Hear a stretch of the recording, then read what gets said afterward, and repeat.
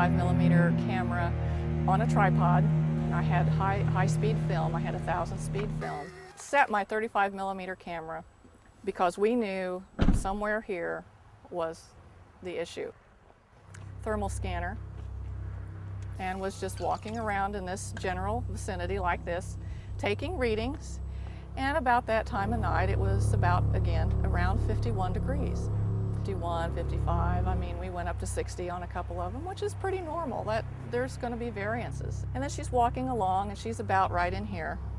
And 20 degrees, 15 degrees. What you have to do is look at the phenomena behind the haunting. How can you have a pocket of 20 degrees when everything around you in the entire universe is 51 degrees, 55 degrees? That's not normal. And that's what the study's all about. When you find an abnormality, you take a picture. So when she's reading these readings, I took a picture. When a person dies, there's a process that they go through that is similar to the process of going to sleep. They withdraw their attention from the physical body, from the physical senses. They withdraw from the physical body or the physical form. I took several pictures that night. Most of them was absolutely nothing in them. 2 of them had 2 orbs. There are attachments that they still have, particularly emotional attachments, either to a person or to a place, that they stay entrapped, kind of bound to either a particular place or a particular person. One of them, right here. And it's hard to see when you first look at the picture. It's hard to see. In fact, I overlooked it until I said, well, I didn't get anything that night. This area right here, for some reason.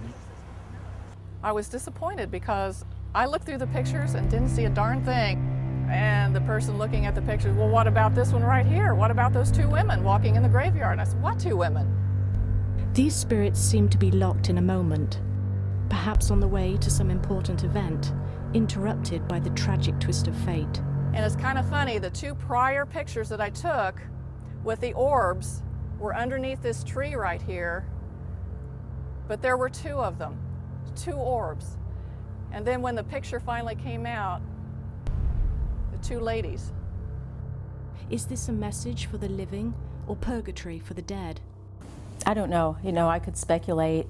I do know that people tend to draw to them what is a match for the kind of thinking they have. Now, when you get into an evil spirit, it will perhaps start as those type of things, but it will progress and get into things that go way beyond that type of phenomenon. There's one that looks like a lady. Then you remember seeing that one I told you looked like a mother? Yes. The thing that I'm being bothered with right now is infiltration in the phone system. So people who tend to be afraid are kind of a magnet for people who feed on that. Yeah, because I got almost 18 hours worth of recording on here. And a lot of the mind can be brought into this in areas where you go in and you find, me as a medium will go into, and they say they're being possessed or the house is possessed. A lot of it is actually them being open to spirit, which means that they've basically opened their own doorway. The common connections with spirits can be sensory, auditory, or visual. Yeah, I'm recording. And you'll hear it all change. It's okay. I don't hear anything now.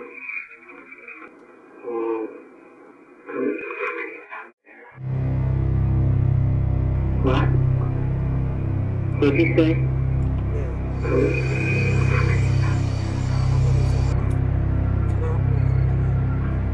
hear What did it? you say? See, she's talking. They're talking, but it's not him. But I thought it was him, but it was not. I was hearing them talk. And so then I say, what did you say? And he said, I said nothing. And here it was them talking, but at the time I couldn't understand them. So you don't go and meet them, basically they come and meet you. And it's what we call a blending. It's a blending of spirit, our spirit with their spirit. It's as if the animal can smell or feel the fear of the person, and so they attack them. Are you there?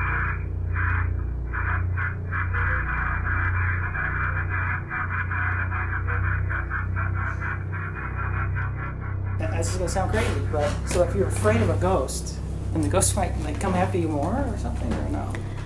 Possibly. Because it's an attraction kind of thing. Right, right.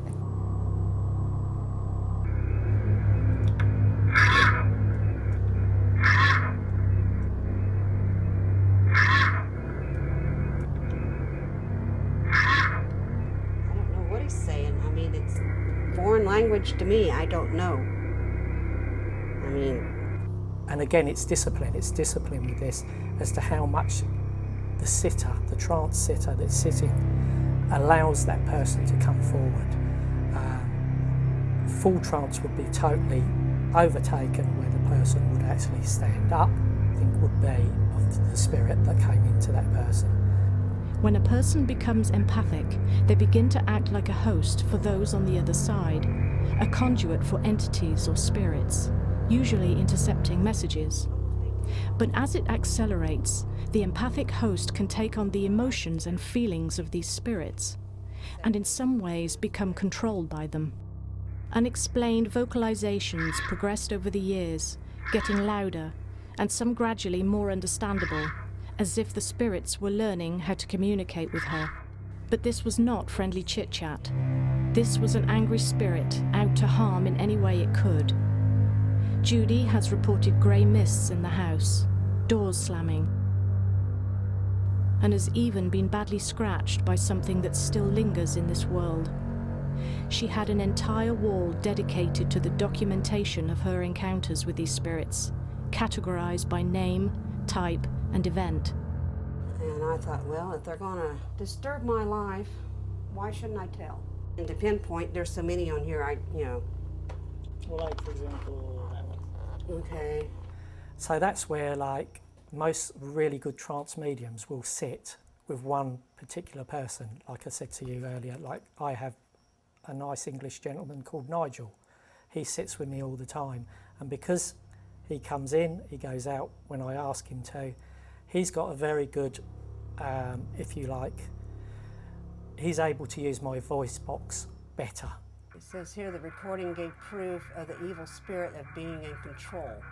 He was giving commands to others what he wants, but would not allow of being told no. Again, you have the law of attraction and the law of invitation. When they come in these places and try, well, let's go out to the cemetery and do the Ouija board or whatever, a seance, because they think they're going to draw a spirit out of here, and they end up drawing something that's not a spirit, and that's how a lot of cemeteries get haunted and stuff. You know, if you remember, she talked about small rotted flesh. Yeah, it's a sign of an inhuman spirit. Inhuman spirit. I went back to the audio clip that she'd played for me earlier that was unintelligible. Still felt like there was something there, so I slowed it down. Still nothing. And then I reversed it.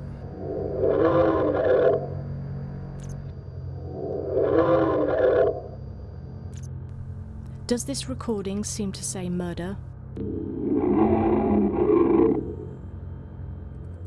In further conversation with Judy, it was revealed that a murder-suicide had taken place in the house. A distraught, crazed husband killing his wife and daughter, and then hanging himself in the living room. Recently, Judy demolished the old structure and erected a new home. She had hopes that things would be gone, but the hauntings got worse, unleashing even stronger energy when the earth filtering the deep for 150 years was disrupted. That's a small spirit. How do you know when to take these photographs? You just feel like? When I would go out, I could feel and I could tell where they was at. Can you feel that now? Yeah. Oh yeah. I can tell where they're at. Are they here in the house or are they outside? They're outside now. They used to be in the house, but they're out. They're not no more because they're not allowed. When people commit an act,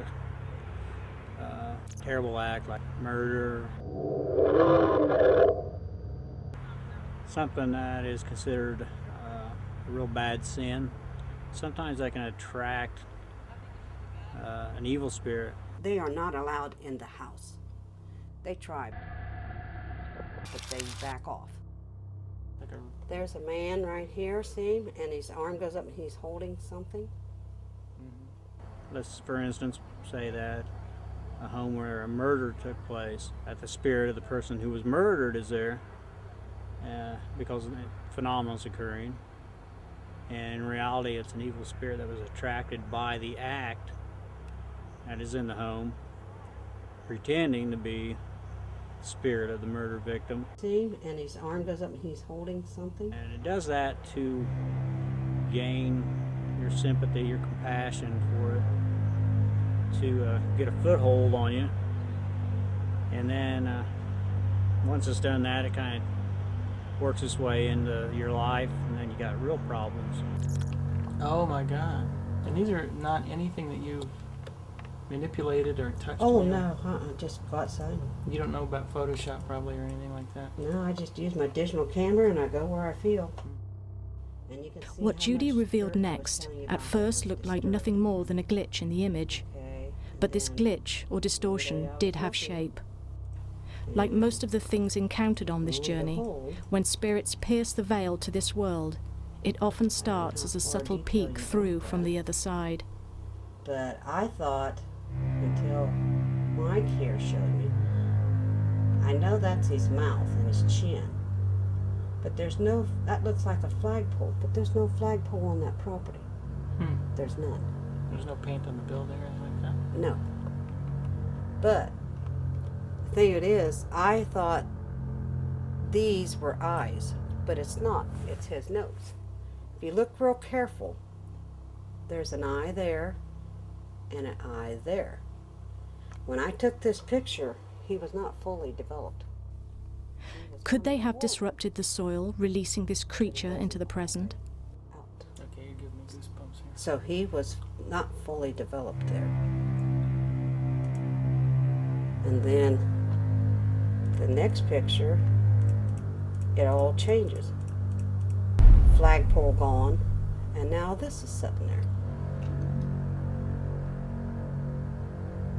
Okay.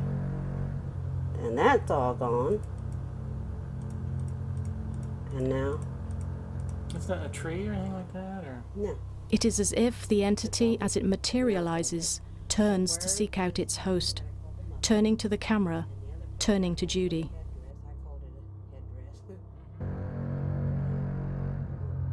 Judy believes it is the land that is haunted, and any structure on the land will become haunted also.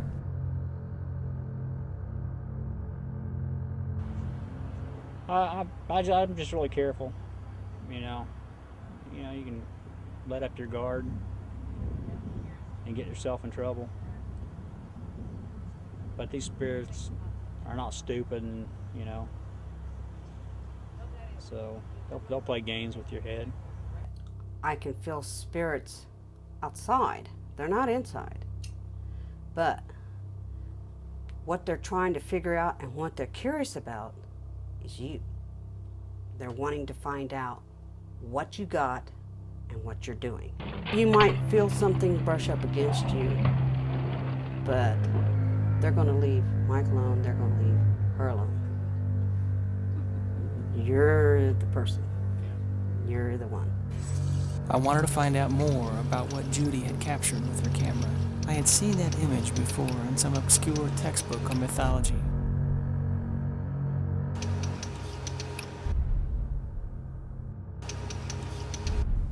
Azazel is represented in the Book of Enoch as the personification of wickedness. He revealed to the people the secrets of witchcraft and corrupted their manners. When I took this picture, he was not fully developed.